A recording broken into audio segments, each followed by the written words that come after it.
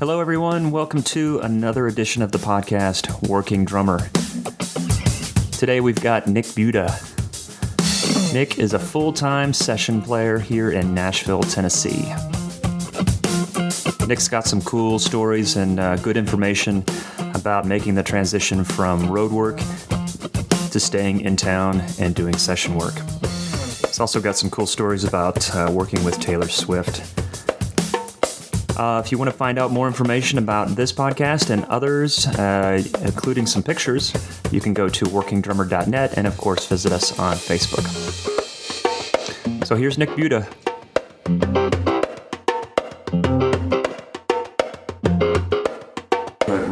Right. Well, even when I was working on my room, I went out to take a break when I first moved into my house, and I was rebuilding the walls on the inside and, doing all this stuff. Actually pulled a tendon here, picking up a piece of drywall. Ironically, building the practice room in which I'd spend some time. Yeah. And I'm out on my back porch, and it's beautiful valley out there, and I hear my neighbor down the street practicing, making a ton of noise. And you're like, why am I spending my time and money on this when he doesn't care? Yeah. Man, I want to talk about what you're doing studio-wise. Yeah.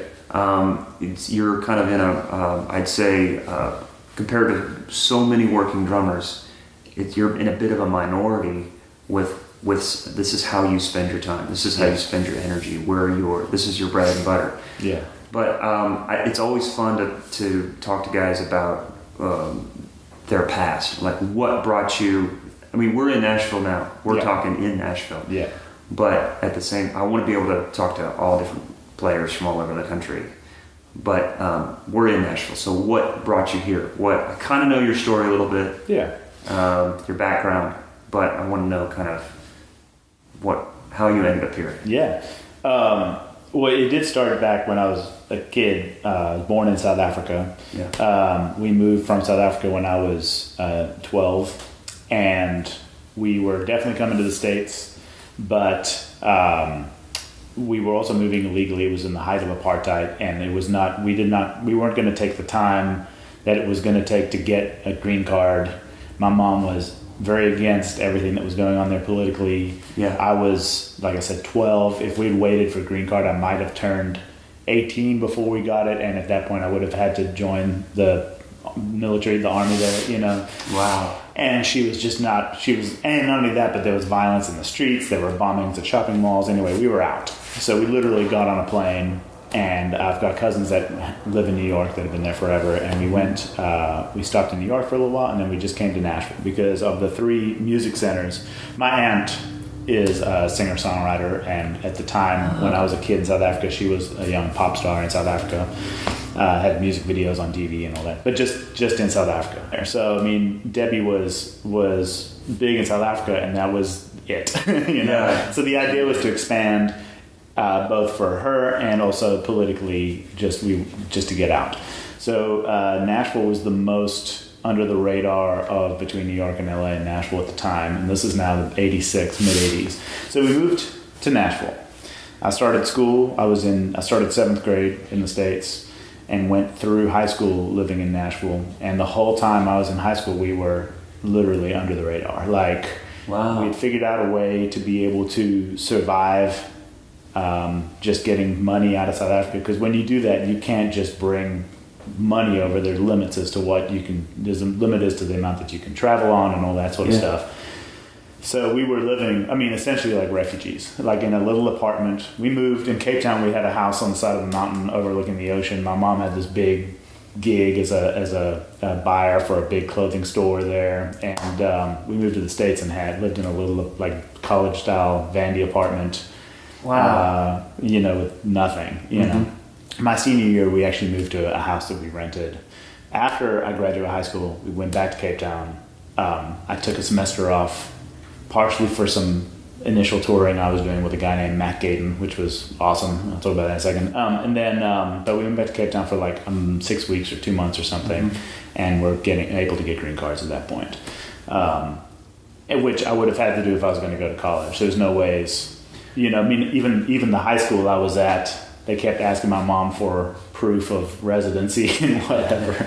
And my mom kept saying, the lawyers have got to get back to us and blah, blah, blah. And they just, it was a great high school. And luckily they sort of turned a blind eye to. But this was a time when it seemed like the political environment, though, were they anxious to help you at that time? Who?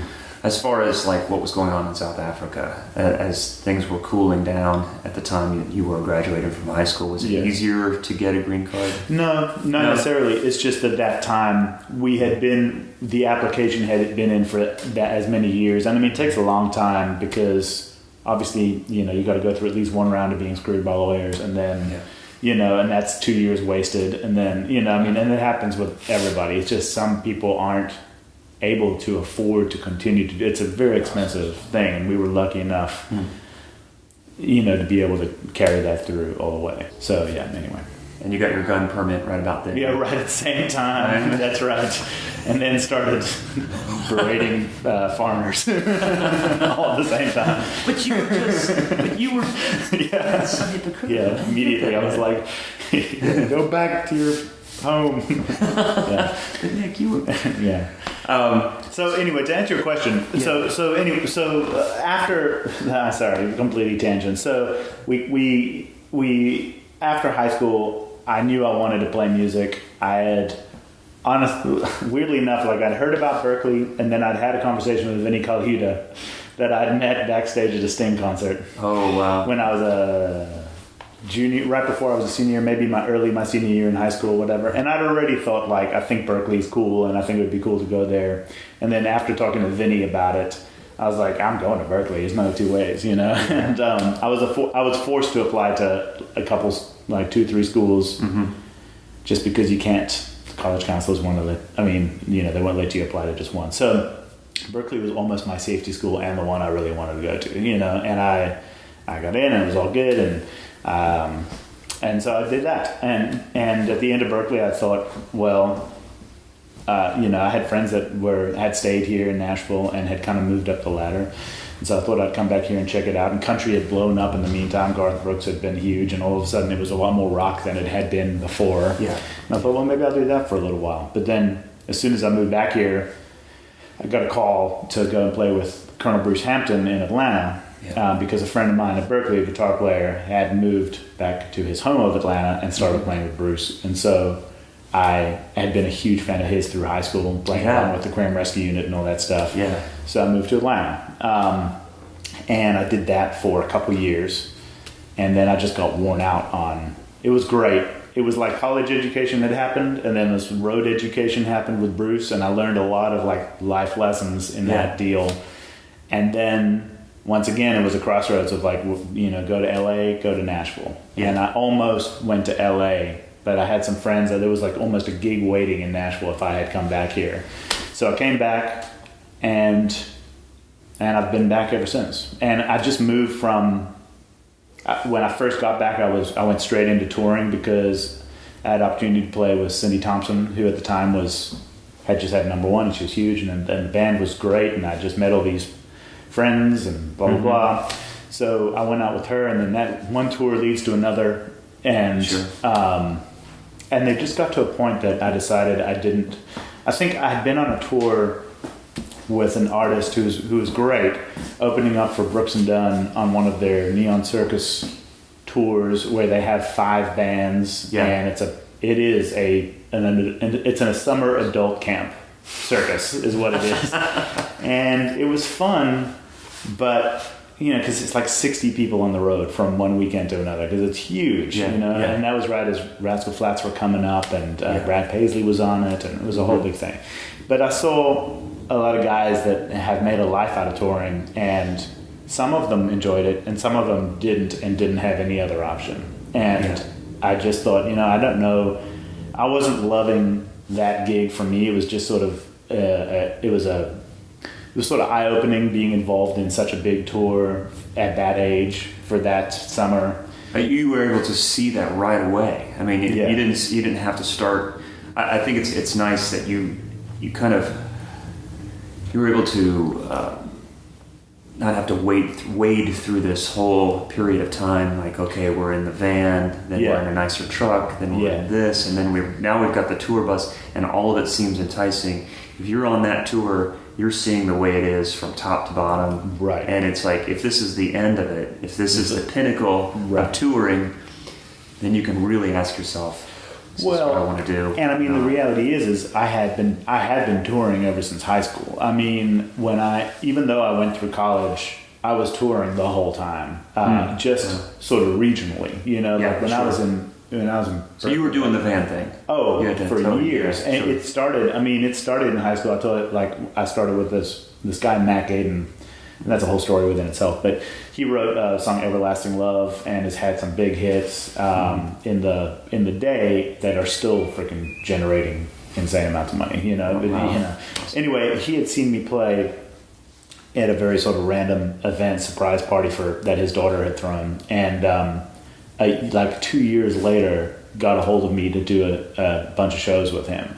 And so he'd seen me play like sophomore in high school. And then my senior year in high school, he got a hold of me and said, "I really love your energy. I love the way you play. Will you play some of these gigs with me?" And I didn't know who he was. He was just a dude that was actually going to pay me to play a gig. And that was it's like awesome. So, and there was at the time it was a 328 Performance Hall. Actually, the night of my graduation from high school, I couldn't go to the party because I was doing this gig with Mac at 328, and it was this big industry deal. I didn't know at the time that it was packed. Everybody was sitting at tables and enjoying Mac do his thing. You know, that even with him that was touring in a van for a while for a couple weeks. You know, going out with those guys. Which included Byron House, who's a phenomenal bass player. Tom Rohde was playing percussion. Wow. People I just met for the first time. What a sweetheart. And every one of those guys I saw, like Tom Rohde, we'd done these rehearsals. I was like, it's so cool to play with a percussionist, you know.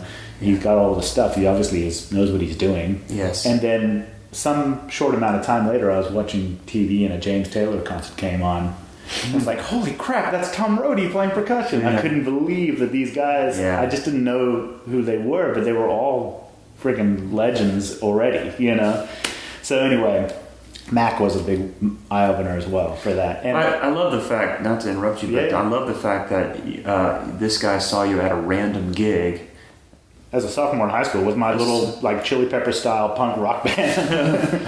Right, but I mean, if you take every gig seriously, not knowing who's listening to you. I mean, I know as a sophomore in high school, that's the last thing on your mind. Yeah. But if anything, that probably drove home the fact that people are listening, people are watching. Well, you know, the thing about that is, as a sophomore in high school, you haven't been passed over very much or burned very much, and so you have that young energy that you want to always have. Yes. I think as you get older and things become tougher, you may lose a little bit of that, and if you let that get to you on a gig, like, why am I doing this stupid gig, blah, blah, blah, blah. Yeah. You know, if you're there playing and somebody has paid to come and see you, then you are not doing a stupid gig. You're lucky to be playing it, and if you're getting paid, you're lucky to be getting paid. And you know, that's I think it's interesting that, I mean, you bring up a good point, but I think when you're that young, you just go out there every time and you give it your all. Right. I can understand doing a gig and you're just not happy. Like, musically, it's just not what you want to do, and it is one thing to say, like, no matter what, you're playing for a living, so be happy. But the reality is if you're not enjoying either the personalities on the gig or the music on the gig, it can be wearing on you. But quit and do what you. I feel like. Well, I love what you're saying with this, because that's almost kind of going into your touring experience into studio. You making that decision. Absolutely. I mean, I think that there's a point at which you got to say, I haven't. You know, it would be much easier to do something else for a living. Music is not the wise choice. Yeah. But we do it because we love it, and because it is more than an addiction. It's an addiction because it feels good. You know, and if you are lucky enough to be able to make that generate a living and therefore a life for you, that's a wonderful thing. At the same time, if you have gone through the hardships of waiting through, being patient and all this sort of stuff to get a gig, and then you're not happy on the gig, then why did you go through the years of Even if practicing was more because you love playing, you still went through all that time doing it. Put yourself in a position where it does give back to you. You've put so much into it, make it give back to you what you want out of it, And if you're in a position where it's like, this just isn't doing it for me, then do something else, and whether it's, so I'd been on the road for X amount of years, and I told this big tour with opening for Brooks and Dunn. It was an eye opener, but I also knew I don't care about doing this. I don't care just to be on a big stage playing music. The music's got to be right. Yeah. I want to enjoy the environment that I'm in. And so I just decided, you know what, I'm just not going to do this tour anymore, and I'm going to try and focus on getting sessions. And so I came back to town, but that's not so easy. I mean, sessions, you can't just say, I want to do sessions and tell people and then they hire you. In fact, even when you've been doing for a while, they don't necessarily, it just depends. So, and at the whole time I got called to sub for Billy Dean randomly for a while, it was one of those things where it was just a perfect example of like, why am I doing this? This is country. This is not what I want to be doing. But, it was good money, and it was like 2 weeks or 3 weeks or possibly even over a month's worth of gigs, but it was a limited time. And I'd already committed, and I was like, all right, fine, I'll just do it. And it ended up being great. The band was great. He's the nicest dude. He is. Great player, great singer. I think I did it the year after you did. Yeah? Yeah, it was after you. Yeah. And it was one of those things where it was, you got to keep an open mind, because you put too much, thought or judgment into something. That could stop you from doing it, and it could be the coolest thing if you'd just done it. And I learned that from that gig. I was like, man, I had a great time playing this. Yeah. Perfect. And moving on. Do you think that some of the music, though, like on that particular gig working with Billy, because some of this stuff is I wouldn't say very traditional, but it has very traditional elements as far as some of the drum grooves. Sure. The 4 on the floor kind of. Do you think that took you to a different place drumming that maybe you wouldn't have fallen into, based on your interests and your style? I think that maybe, but the thing about it that made it cool, I think, well, A, he was a super nice dude. Yeah. Which made a big difference. But B, he was a great musician, and I wasn't expecting that. You know what I mean? Unfortunately, we end up not always working with great musicians. Yeah. But it's, I think that was the surprise out of it. It was like, yes, there were some standard country elements to it, but that to me that's perfectly great. I love that, in fact. Garage door. But it all makes a difference to whether they're great players or not. If you're working for somebody that can really lead a band because they're really good, it just makes all the difference. It almost doesn't matter what style it is,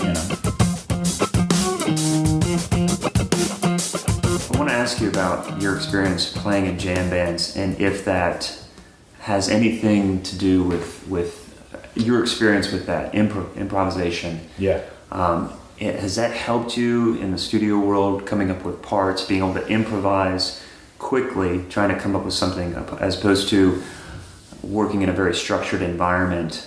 Yeah. You know what I'm saying? It is interesting. I mean, although I was in the jam band scene for a couple, 2-3 years doing the Bruce thing, it was an intensified 2 or 3 years, like tons of gigs in that amount of time. But I was still raised on James Taylor and Eagles and that kind of stuff. So I was very much raised in a song form type of environment. Yes. Obviously, going to college and going through that learning period of just throwing everything at the wall, you play a bunch. And I think doing the jam band scene with Bruce was a perfect time, because I'd just come out of college and it was letting it rip all at the same time, And then moving here, I think getting into the song form and with the touring at first was a good transition to then being in the studio and coming up with parts that, when you're touring, it's a different mindset. Like, you're not coming up with parts, you're playing songs, and you don't want to step on vocalists even then, but you're not coming up with, like, you're not just hearing an acoustic vocal and then having to think, what would be the cool thing to play on here, And in the session world, you do have to do that, and there was a lot of learning about like, well, you could do this, or you could do this, or you could do this. Which one do you pick? Which road do you go down for your first pass that's going to work for whatever? And there's a lot of I took a long time of going through like being a little hesitant about what I was playing, which way to go, because there were so many options. What did you find? It's like, okay, I want to show what I can do, or you're trying to be more conservative? Well, this is the thing. I mean, there was a long time of me of like, this as a drummer would be the coolest thing to do. Yes. But this for the song, this other thing for the song might be the better way to go. Mm-hmm. And I would tend to go the drummer route because it almost in rebellion to country songs, you know, because country is a very narrow format of what's acceptable with drums, you know. So we just saw Steve Gadd play the other night, you know, wonder of wonders, you know. Yes. He would not make it in the Nashville studio scene. You come up with one interesting part, and the reality is it's probably not going to get used because partially the songs just don't call for it, and partially the scene is just... It just doesn't. You have to be a little more under the radar with stuff like that, you know. And not saying that it can't be done. Do you think there's more room within the last few years? I mean, I don't everything that's on the radio. I'm not really sure, but I just wonder if there's just a more relaxed, more rock and roll kind of approach to things. It is a lot more. There is a lot more rock, and I think that there have been some producers that have come in that have expanded the soundscape of what's acceptable in country, you know, which I think is cool. That you can have some interesting, darker sounds or some weird stuff that's not necessarily a loop. I mean, unfortunately, loops have really taken over recently. Programming has taken over. The LA programming scene has definitely made its home in Nashville now, but there is still, let's say, organic-y kind of stuff being done here, which is cool. That being said, though, parts-wise, you still have to, you know, everything is based on, there's very little that I've found that's done here that's not really stuck to a grid. And that's even the same live. I mean, you go see your favorite country artist, more likely than not, they're playing to tracks. Yeah. Their show is on a grid almost, you know, and that's, you know, that's fine. I guess I just wish there was a little more on the other side of it, you know, like I wish country was a little more diverse, so you could have artists that really did make, let's say, Emmylou style records, and it was okay to explore those areas and still have it being played on the radio. But unfortunately, I think radio is, although it's accepting a little more of a rock side, it's still pretty narrow in what it's going to accept to play. Right, overall. Yeah. I mean, you said you were, when you were coming up with parts, you're thinking, what would be cool for a drummer to do? Yeah. And so you went down that path. Yes, and I mean sometimes and that's the thing. It's tough to be able to figure out what's going to make a producer say that's the coolest thing. Yes, that just made it, and that's too busy. You know, let's rein it in. You know, and of course, I am generally rebellious when it comes to playing on stuff, and that has done me in sometimes. You know, there are people. I think there are probably people that see me as being a busy player, so they are, you know, hesitant to call me because of that. There are probably other people that see me as really bringing some energy to something because, and you know, at the end of the day, and this is, I mean, I've just taken the route of, there have been plenty of times that I've questioned what I've done because, like, maybe I shouldn't have done that because, you know, I do want that guy to call me back. Yeah. But man, you've got to play what comes to you, what your heart says is the right thing, and you learn over time. You learn how to be, honestly, I think you learn how to be more musical if you have that musicality. If you have an ear for it, you learn what works. It can feel good to play, and then you listen back and like, it's too busy. There's too much stuff on that. So then you come back and you play something more simple that still feels good to play, and then you hear it back and you say, oh yeah, okay, that feels better in the track. Nice. On the other hand, I've also had the opposite happen where I'm like, man, I held back too much on that. I think it could have really stepped out some more because it's too easy to hold back. It's too easy to play down the middle. And yes, of course it works, but could it be cooler? Could it be better? Yeah, sure. And I don't know how many drummers in this town really think about that. And like I said, I think sometimes it's to my detriment to do that. But man, drums, it's like, I remember seeing Victor Wooten play bass back in the day. Now granted, a little over the top, but as a kid I was like, holy crap, Victor Wooten's incredible. Yeah. And I remember him giving an interview once and saying, bass is not just hitting root notes in the background of a song. It's an instrument with a voice, and it deserves to be heard. Right, And, I understand. And although he had a megaphone on it, which is cool for what that was, but I agree with that, and it's the same with drums. And it can be subtle, but it doesn't have to just be the thing that keeps the beat so people can bop their heads. Like, there's cooler stuff to be done. Yeah. And even though country as a genre is a little narrow, it is up to the little things in the songs that can make them cool, that the layman may never hear. But they also may never hear why the little things that Carlos Vega did with James Taylor were so absolutely badass. Yeah. But that's what made it badass. Yes. So why can't that happen for any number of country artists out there today? But it starts with the player. Right. The player has to push it. The producer has to either not hear it or be okay with it. And then it moves up from there, I want to ask you about something, kind of get your reaction to this, related to exactly what you're saying and your relationship with producers. Yeah. When I first moved to town, I discovered Greg Morrow. Oh, yeah. And I loved his sound. I loved the way he hit the snare drum. Mm-hmm. Just this kind of reckless abandonment to his playing. And I was talking to a producer, and he said, I don't like to use him. I like to use this guy. Yeah.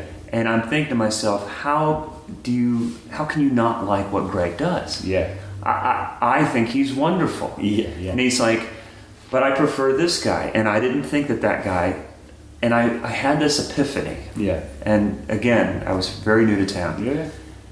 People will hire you for what you do, or they will not hire you for what you do. Absolutely.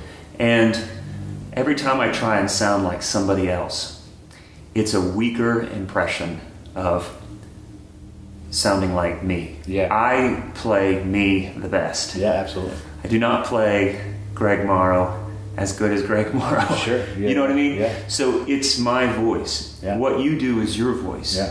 So people are going to hire you. I mean, I love your confidence in saying, this is what I do. This is what is driving me to express and to kind of be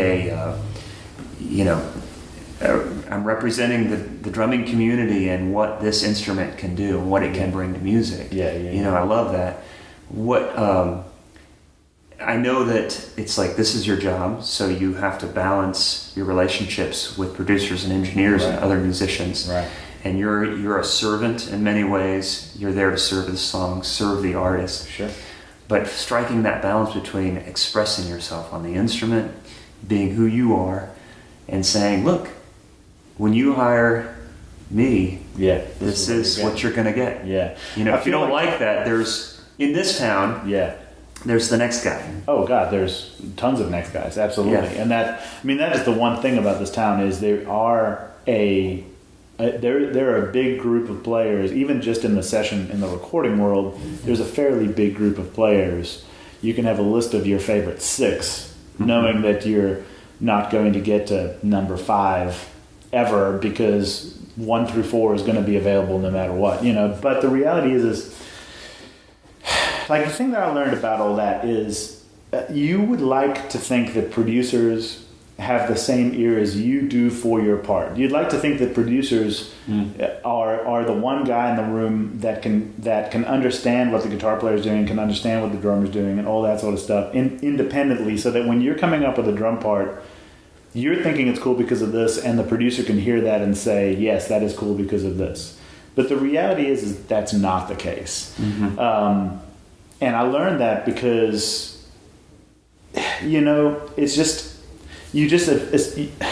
it's a tough call, because you have to play what you feel is the best thing for the moment, and you learn, and that matures as you mature, as a player. I every year I probably look back and think, I'm a different player this year than I was last year, to some degree, because of the lessons I've learned dealing with different producers, and just learning learning what works. I probably simplify the older I get, and I'm sure that's probably the case with most people. I mean, I'm sure that's probably what it is. But yes, you have to balance. You have to understand that you're a vehicle for the artist or producer to get what they want out of their project. Mm-hmm. But you also want to be the one that they keep coming back to because for some reason. And there's certain alliances in this town that I don't really understand. There's certain producers that go with certain drummers for reasons because the only reason is that they have continued to use them and they feel comfortable. They could listen to another drummer in a session play on something and say, I love the way that guy works. Right. But they're still going to call the guy that they feel comfortable with first. Even if that guy isn't the right guy for the job. Yeah.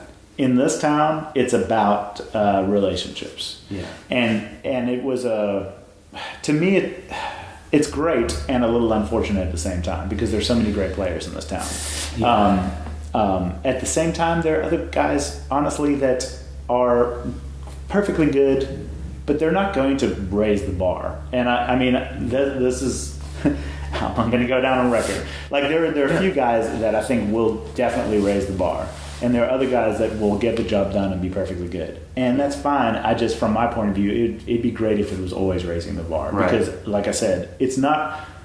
A producer can only do so much, and I think that they can make an overall record sound good. Yeah. But they are dealing with the parts that they're given, And I think... I don't know. I think that I think it can continue to be cooler. I think the influence that's coming over from other cities right now because of what's going on in Nashville and the boom that's happening here, I think is a great thing. Yeah. And I think that those influences are going, like they have already, I think, continued to help country grow in a cooler way. Right. I think after this programming thing takes its side of the genre, it's not going to go away, but hopefully it will become such a thing that side of the genre will be that, and there will be another side that will be... maybe, let's say, what your Sheryl Crow-ish type of people are trying to bring here to do, that will still be having a band and having it sound like rootsy rock, but still in a country format. I think there's a lot of room there to grow that hasn't been done yet, Are you working with people, non-country artists? I mean, I know that this is the kind of the dominant style in this town, sure. But as far as, because of the influence or the influx of people into the city, how that's changing the landscape as far as musical styles and that to consider. In doing the work that you do in studios and working with producers, is that another element as far as styles?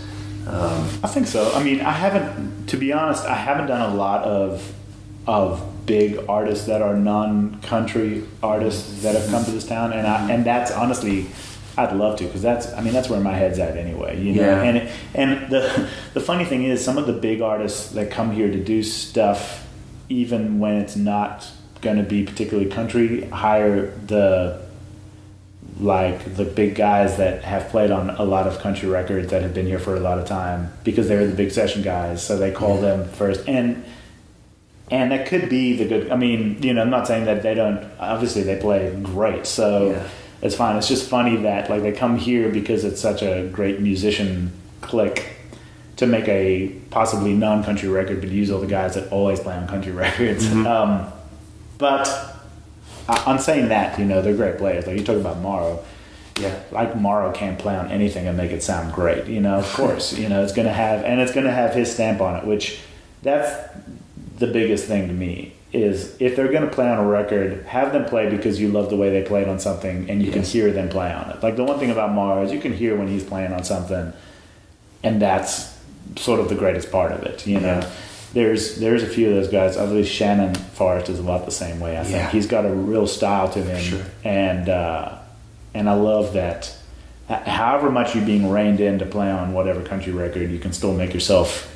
Mm-hmm. You can still put your stamp on it because you're just doing what you do, and it's going to kind of come back to the same thing, The other day I heard something on the radio. I said, "Oh, that's Ringo on drums," and my son goes, so you can hear I said, well, sometimes you can, Yeah. but don't give me credit. I just know that he played on that record. Yeah. But sometimes you can. Yeah. And sometimes it's like, oh, that's Shannon. I know that's Shannon. Yeah. For sure. I love that. Yeah. And you hear the voice, or even Chad Cromwell, the way he tunes his snare drum or something like that. You kind of hear those things.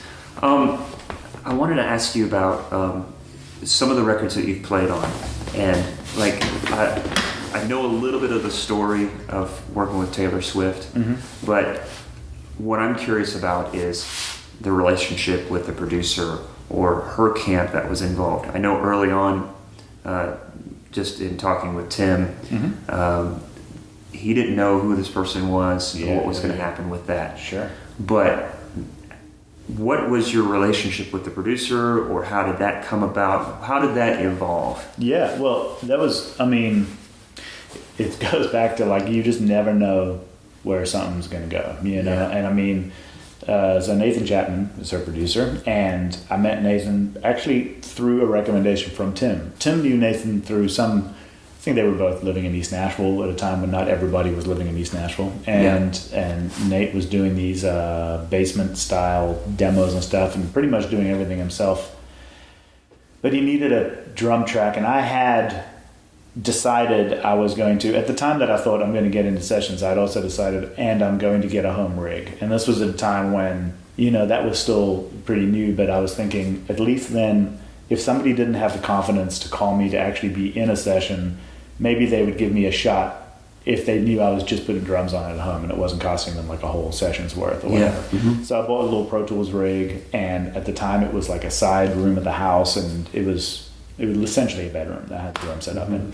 So Nate came over. So anyway, Tim had said, this guy Nathan needs a drum track, and it was one of those things I remember thinking, like, I have this that I could do, but I should call Nathan and see, maybe he wants to come over. And I was hesitant because I wasn't super confident in the room yet, or in the drum sounds, or even in my ability with Pro Tools at that point. But I thought, well, I'll just do it because, whatever. And so he came over that evening, I think, and he had 2 tracks.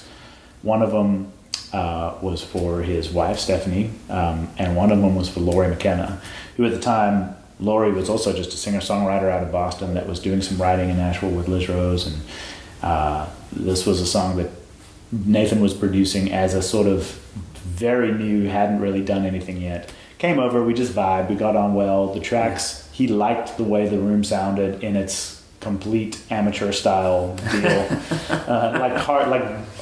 whatever, carpeted square room. I mean, whatever, it had a thing, I guess. And anyway, he and I just became friends, and he started doing demo sessions like crazy because he wanted to get into that world. And at the time, his wife Stephanie and Liz were writing together at Jody Williams Music, and Liz told Nathan that she'd use him to do all her demos. And so we were just doing demos for like a year, insane amounts of demos. And he used me and he used Tim because we had a good vibe, and and neither of us, Tim nor I, had much session, time up until that point. And so we were just happy to being paid to do the work. I mean, I'd spent a good while before that trying to get into doing sessions, and occasionally a friend would call me to do something, but hardly at all, Yeah. So there was a lot of learning being done in that year. It's Tim Marks, basically. Tim Marks, yes. So one of those sessions, a Liz Rose session, was a co-write that she had with this young girl, Taylor Swift. And so she came in, and it was just demos. And Liz would do this. She would bring in young writers that she had met, and we would do the stuff, and we just did what we did. And honestly, at the time, Nathan was very focused on trying to make Lori McKenna happen before she had the big cuts that she had and whatever. Wow. She was a great Boston artist, and the idea was she was going to get signed and Nathan was going to get to produce her record. That ended up not happening, but whilst this was going on, Taylor came in.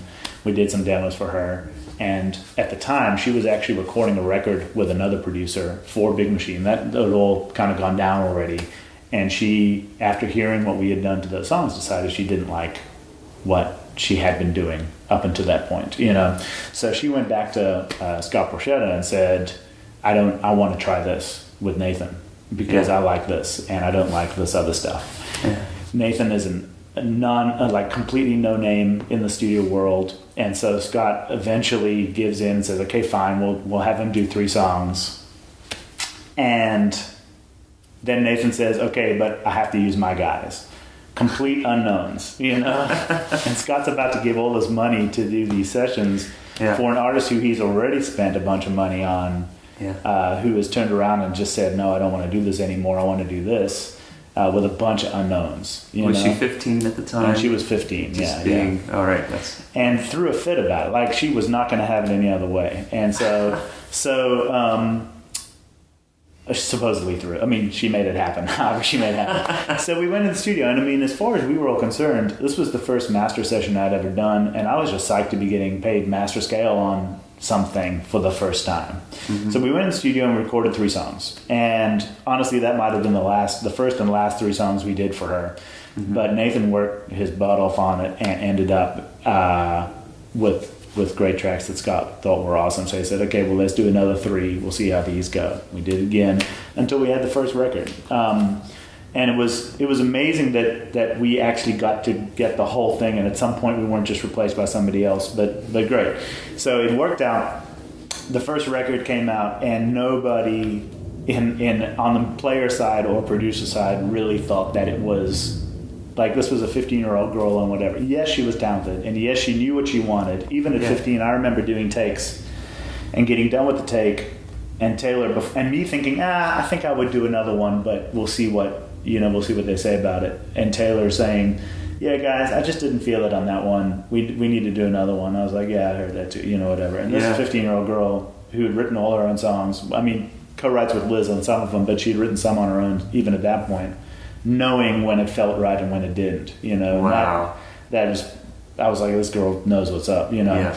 But still, 15-year-old girl, country, what are the chances, Sure. So we were pretty sure it wasn't going to go anywhere, and that was going to be the last we heard of it, and I was just happy, okay, so we got some master pay on some stuff, cool. Yeah. And then stuff started happening. She won. I remember hearing it for the first time. I was in Green Hills, leaving the Green Hills Mall in my car, and when I heard the Tim McGraw song on the radio, I think, that's so cool, that's me playing on the radio. Yeah. And then soon after that, they had one of those head-to-head type things with like on whatever country station with Taylor versus like a Faith Hill song that had just come out or something, and they had the listeners call in and say which one was best or whatever, and Taylor won the song off or whatever, however they call it. We're like, wow, people really like this song. Nice. And then a year and a half later, they came back and this record had blown up, and I learned actually from friends of mine on the road that were calling me and saying, man, so you played on this Taylor record? I was like, yeah. And they were like, yeah, it's huge. And I had no idea because I never listened to as much country music as I probably should, or country radio. So anyway, we got to go in and do the Fearless record. Taylor was still super excited about everything, jumping off the walls. And that was the Fearless record was the coolest experience I've maybe had in popular recording so far, because we went in as a group of guys that had now all seen some success. Yes. And we were about to start on a record that we knew was going to be huge beforehand. And that's the first time I'd ever done that. Go in to work on something with friends. Yes. And knowing that whatever we were doing was going to sell millions of copies. So that was really so the pressure was off and the pressure was on at the same time. It was, but the coolest thing about that record too was the pressure was off because the first record had done well. Yeah. And although I know there should have been pressure to make the second one better and cooler, it wasn't like the Fearless was the middle record as far as like right after Taylor had proven herself and we had luckily been able to prove ourselves, and before the big clamp came down for like the next record where it was all about keeping yourself validated. The Fearless record was in the middle where we were still very valid and got to free up. Mm-hmm. And to me, I think you hear it on the record. I mean, the playing is open, got to do some crazy stuff. The sounds on the record were Justin Niebank mixed that record, and it sounds incredible. The drums sound huge. I told him more than a few times how thankful I was, because country records, you put 3 acoustic parts, steel, banjo, keys, organ, everything else, and the drums end up being very squashed in the background. Yeah. But for the way that Justin mixed that record, it was open and huge, and that to me was it. And then obviously stuff with Taylor after that, I mean, everything was still great, and I was still happy anytime I got to go in with her and do stuff, because she's awesome to work with. She's super appreciative of her players, both live and in the studio, and so it was always a pleasure getting to hang out with her and do that. Not to geek out, but what was there something that you were using in the studio? Were you using multiple kits when you were like Fearless, for example? Yeah, on some of those sessions, on Fearless record and the next record, I would sometimes go in and have my sort of main setup, which actually on the Fearless record, it was this pork pie kit, was the main kit on that. But then I would have a second kit set up that would be like a vintage kit, older sounds, and we would sometimes use for loops and stuff, or verses or things like that, where it would be like a different sound on a verse thing I'd play, and then I would switch over and it would be a big chorus on the big kit, what I mean, or something like that. That's cool. And so yeah, we got to mess around a lot more with those types of things. And the funny thing about it is we often had to like think about slowing down or wish that we would slow down, because Taylor's songs were so good coming in that we would fly through recording them. And obviously as a player, like you want to take the time, we would, to mess with different sounds and go into different rooms with different drums. I mean, I remember going into an echo chamber in a studio and beating the crap out of a kick drum and doing, there are different things you want to try. And we would do all that, but very rarely did anything go past the third take on a Taylor song. Well, if a song is well written, sometimes the part falls in your lap. It does. You're like, I know exactly what to do with this. Absolutely. And you don't, I mean, that's, I think one, it's you see it on both sides when you're playing it. You're like, man, I didn't even think about what I'm playing. Man, this is a great song. Yes, and a lot of her songs are like that. I mean, if anything, it would just be like, that worked perfectly great. What if we try a different approach to this so that we move to a different area or whatever it is? And then you have to think about like, okay, let me get out of what I was thinking on this, just doing this regular groove, and do this tom thing instead, or do this, and then, but even so, it develops so fast that that's great. And like I said, some of them were one takes. We would get through it, and Nate would be like, man, it feels great, sounds great. And it's not like he was replacing stuff with anything. A lot of times on those records, there it was. The sounds were what they were. Oh, yeah. It got mixed and it was done, Yeah. Others took a little, like sometimes it would take a while, but like I said, rarely over 3 or 4 takes, So it was, I think, testament to both the songs, the artists, and the players on all that. And that's, honestly, a lot of people talk about those records with Taylor and how there was just a chemistry. I think that there really was. Everybody fed off each other, and that's what that was. Did that experience kind of give you this launching point, or did it lead to other things that you've been able to hold on to? Those relationships, that music. I mean, obviously the experience that you got, that you can. But I mean, the relationships with producers, other musicians, and stuff like that. Yes and no. It's funny. You would think that like you have a launching pad like that and any like all doors open, but the reality is it also casts a big shadow, like because it's very, like, a lot of those Taylor tracks are very sort of young, bombastic style rock tracks. Like those choruses are big, even if it's 4 on the floor, it's big crashy ride, and it's all that sort of stuff, because that's, I feel like, what a call for. I mean, that is what it was. And it's exciting when a song is great and you're playing it, and that's what it is. However, it can come off as being young sounding. I mean, she's very young. I mean, that's kind of what it was. And I've heard sort of like remarks here and there from producers about like sounding like a teenage rock band on some of those songs and stuff, which is okay, cool. But I could also see how that doesn't necessarily make them say, "Man, I want the drummer on that track to be on my recording," and it hit me in a weird gig. I was playing for the artist. But that's what you would hope that they would see. Like, man, that's the perfect thing for that track. But then they could, because they can also hear me on whatever tracks where there were brushes or whatever other stuff I've done on other records, and hear that, like, you recorded Minnie Smith's record. I did some of that. Yeah. Okay. Yep, Yeah. I did some of the Long Island Shores record, which was her second one, and that was an interesting experience. I mean, I love Mindy. We had toured together for most of a year before that, and it was because of her that I was on that record, not because of the producer. Oh. I still hadn't done a whole lot of work at that point. I think Taylor's record was I think it was all about the same time that was happening. I was not particularly known, but I had been playing with Mindy, and it's very feely kind of stuff. And she said, "I want this guy on the record." And the producer had wanted whatever guy, whatever. And so he sort of gave in, and it was a great band. Yeah.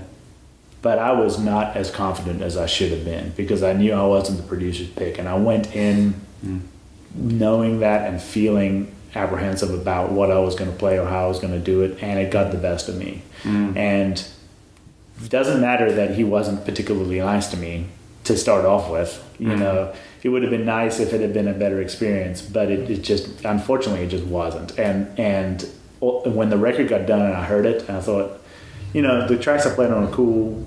Yeah. That's all good. But the rest of it, I was like, yeah, okay.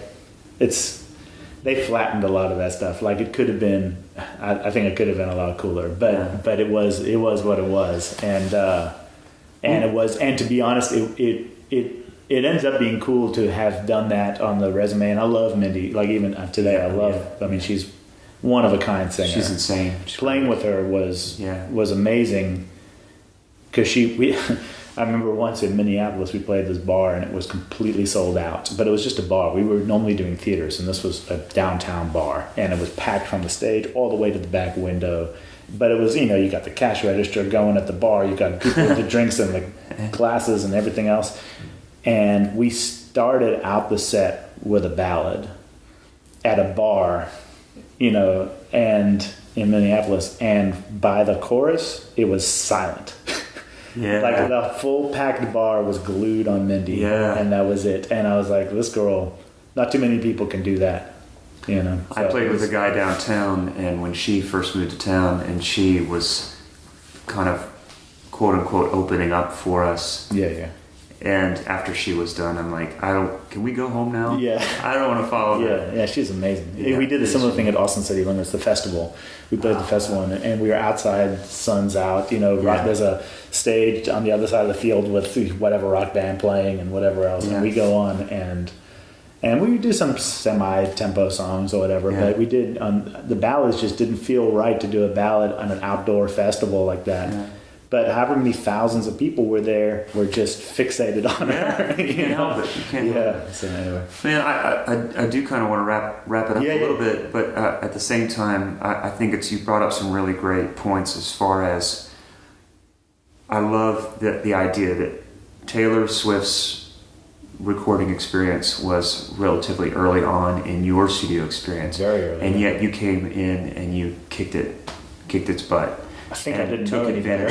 I mean, honestly, I think part of it was that, you did, man. You have all this experience leading up to it. Yeah. So, or dealing with the producer or dealing with the personalities with Mindy's recording. Yeah. Somehow overcoming those things. Yeah. And bringing your best game that you can, and not seeing this opportunity, seeing the opportunities for what they are, and really embracing them and taking everything that you do seriously and doing a great job. You know, the thing, I think I can wrap all of that experiences up with basically what I've learned particularly over the last year, because the scene in this town is continually changing and it's getting tougher and tougher. I mean, it really is.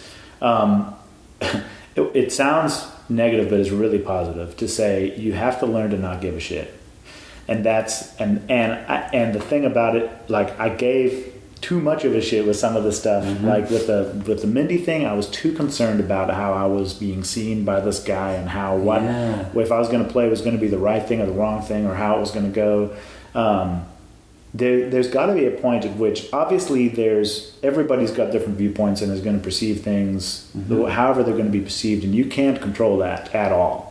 So you have to go in and it goes back to the people who are going to hire you for what you do or not hire you for what you do. And as much as you can try, and you can somewhat understand where the producer's coming from if you listen to what other stuff they've done get into that kind of mindset when going in because they like this kind of vibe. That's cool, but don't alter the kind of stuff that you would play.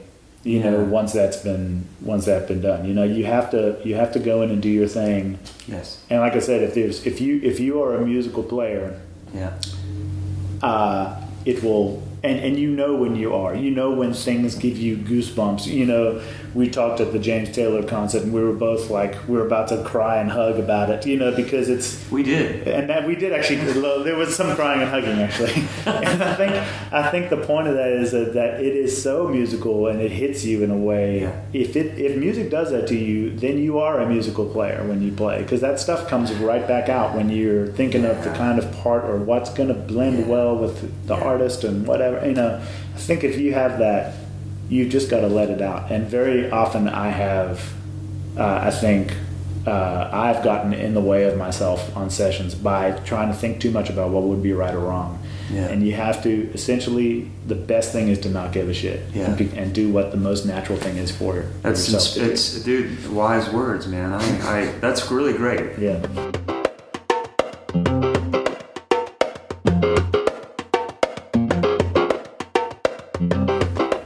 Guys have mentioned endorsements that they've had, and like I say, we don't know where this is going to go, and if we can get people to help us out with this, it would be great. Yeah. But is that do you want to say anything about that, or anybody that? Oh yeah, absolutely. Because I mean, the reality is I don't do a lot of touring these days, and session guys don't get a lot of endorsement type stuff because the artists don't. I remember seeing back in the day. You know, my favorite drummer or whatever would be on the record, and I would see like whoever Jeff Porcaro would like to thank, you know, and all his endorsers and stuff. Now you're lucky to even get mentioned as a player on the record. Forget about the endorsers, you know. Right. So whenever, I mean, I feel completely astounded and lucky that, you know, like Evans I've been with Evans for quite a few years now, and they've been so cool. With everything. I can't even say enough about them. I was playing them.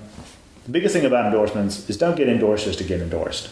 Get endorsed to help you with the stuff that you love anyway. It's hard to endorse a product that you didn't love beforehand because the whole thing about endorsements is you're endorsing the fact that you love what they make. You know? I've been playing Evans for years. Yeah. When I was able to sign on, and I signed with another head company first because I had an in and I hadn't done anything. And it just kind of fizzled out because I wasn't a huge fan of what they did. And then I was able to get an Evans deal, and it's just gotten better and better with them because endorsements are about relationships. When you love what you play and that company gets behind you, great.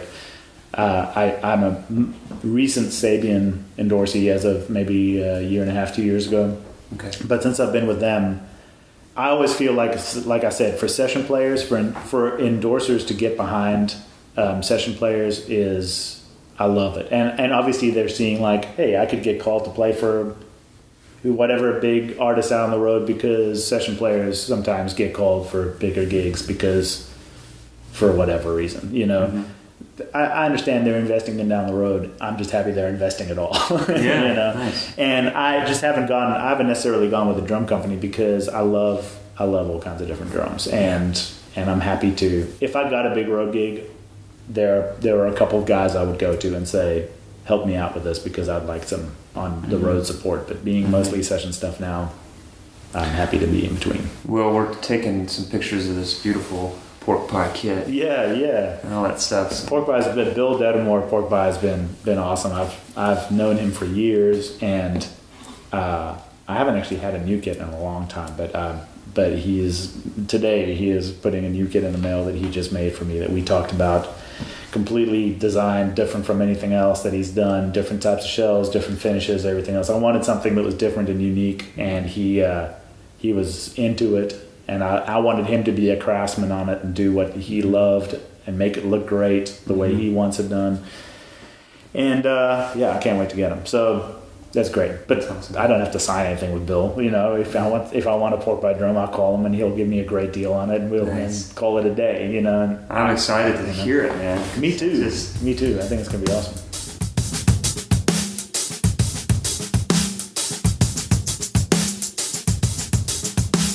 There's a small group of drummers and we get together. It's anywhere from 3 to 6 or 7 of us, depending on who can make it. And that's at the most, I think it's 6 or 7 of us in this group. And we get together. Is it the drummer lunch thing? Or No, is it something different. Okay, it's not at all the drummer lunch thing because that's cool and all, but we don't get together just to geek out on drums.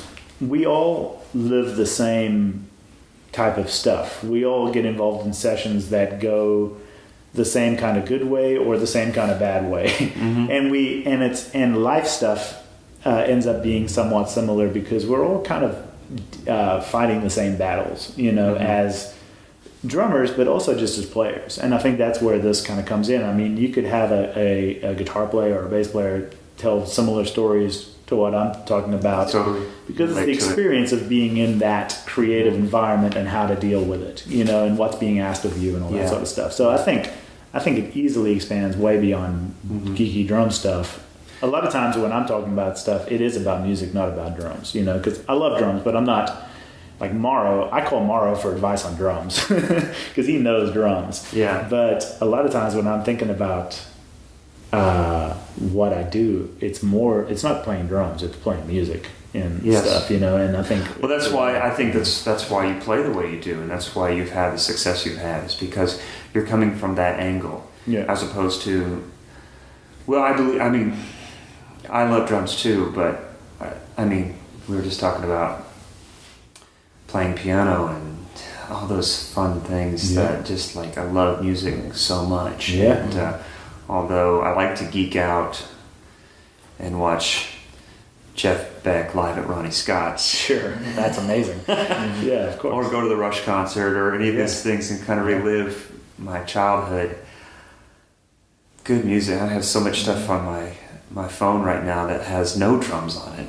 Oh, absolutely. I remember talking to, just a little tangent, Ilya Tashinsky is a very well-known banjo, acoustic guitar, everything player here in town. Baron Strait. Baron Strait is where he got his start, and but he's been the guy in town for a long time. But we were talking, and there's this album that's got Edgar Meyer, Bela Fleck, and it's called the Telluride Sessions.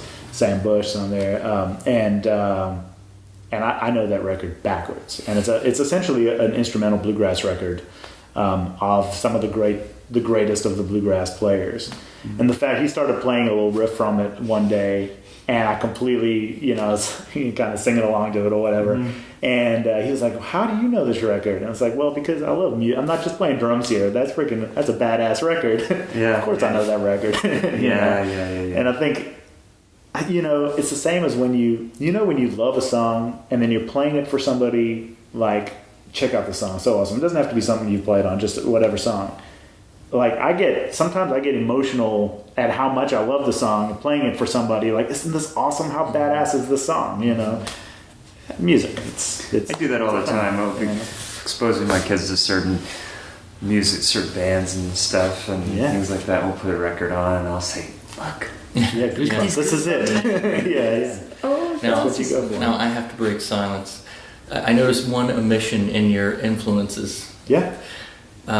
Trevor Rabin from South Africa. Oh, wow. Trevor Rabin. I know who Trevor Rabin is. But, I'm just kidding. Yeah. I know he was from South Africa, and I just wondered if is that like a big name there when you were there? No, he was back when I was there. Or something like that? Yeah, I think so. And I just didn't know very much of it. But there are plenty of them. Anton Fig is from Cape Town, and his family and my family were friends, and he knew me when I was 5 years old. Do you still know him? And I still know him, absolutely. That's cool. If I'm ever in New York or if he's ever here, there's a text and what are you doing or whatever, and we try to get together whenever that happens. And I've been lucky enough to play the Letterman show here and there, and I've gotten to hang with him there. And in fact, that kind of broke our, we hadn't connected in a long time, and I played Letterman with Randy Houser years ago. Wow. That's what I saw. About 2 weeks ago, John, keyboard player. Who was on that gig? Yeah, Lancaster. John Lancaster posted that. Yeah, and that's right. Yes. And I went. I don't remember what he said about it, but I jumped on the video, and there were you and Tim. You guys all had your fedoras on. It's so funny. We had run into a hat store the night before. We got there the night before, and we went to some bar. Right next door to the bar was a hat store that was still open at like 9 o'clock. So we walk in, and we're looking at these hats, and the lady running the hat store was like, "If you wear this on the show," we told her we were going to be playing Letterman the next night. She was like, "If you wear these on the show, you can have them for free." We're like, "Hell yeah!" So we all got hats, and then we were all wearing hats on the show the next night. It's so ridiculous. Well, man, you sounded great on it, man. It just, you did something. You came back over, like, to bring the song down. You came back over and played this hi-hat fill that just settled it right into the next thing, and I was like, that was fucking cool, man. Oh, man. That was really cool. But it was a good recording. Letterman does a good job. Yeah. And I think you could see. And there was a shot because wasn't Paul playing? He was playing along too. He was playing B3 on it, and Lancaster was playing piano. Yeah. It was cool, and it was funny because Letterman was a huge Hauser fan at that point. Letterman himself was the one that requested that Hauser play on the show. Really? Yeah, he had heard him at his ranch or something on the radio and was like, "I want that guy." And he even asked us to read, like, there was a part of the song that he wanted to hear again, like a verse that he wanted to hear again at the end, and so we rearranged the song at rehearsal, soundcheck rehearsal, whatever, to, after the chorus, actually break down into a verse and then go into the last chorus. like it extended even a little bit because he wanted to hear it. It was interesting how it came around.